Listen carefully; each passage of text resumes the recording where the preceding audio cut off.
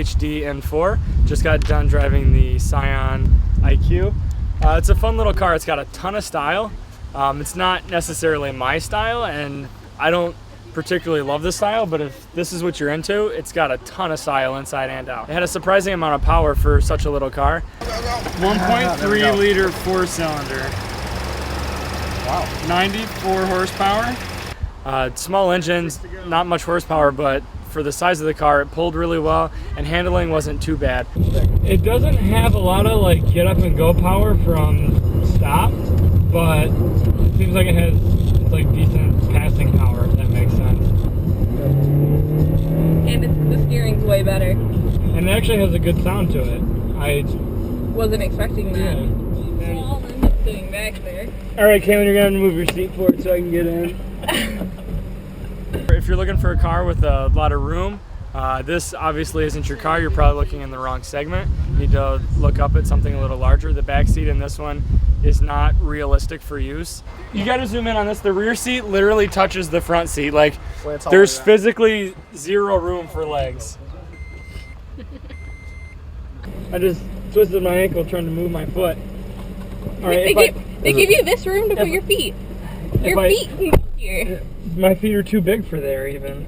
You know what they need is they need like a jump seat from an S10 pickup. The cargo space in this car, almost non-existent. I don't really understand the need for this door. There's no trunk.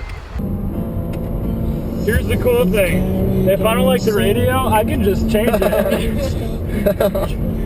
The entertainment system in this car, it's very interesting. I can't decide if I like this or if I hate it. Like, I totally agree with you that it looks displaced and not... It doesn't look integrated. Not like it's supposed to be there. It looks very out of place and very different, but because of that, it's kind of cool. So again, if that's your style, then it works. If you want something that flows and looks clean and look like it was designed for that, then that's probably not what you want, because it kind of looks like somebody went to Best Buy and picked a radio off the shelf and just set it on top of the dashboard. As far as styling goes, the interior, the seats are two different materials, and I found that very strange. Again, not for me. Maybe somebody would like that. So it's got an airbag down here for my knees, which I don't understand that. I've never seen that before. I guess because the car's so small. The steering wheel in this car was really, really cool.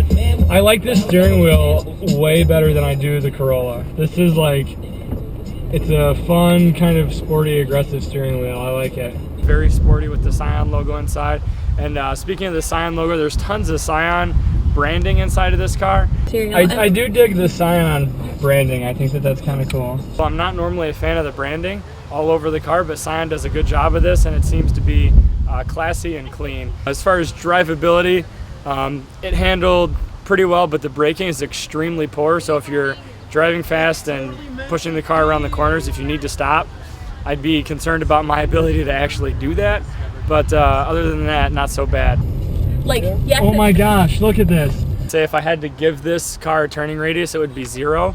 I literally spun around in circles over and over again, and I don't know that the inside rear tire ever actually moved. I literally drove around a manhole and never got any further away from the manhole.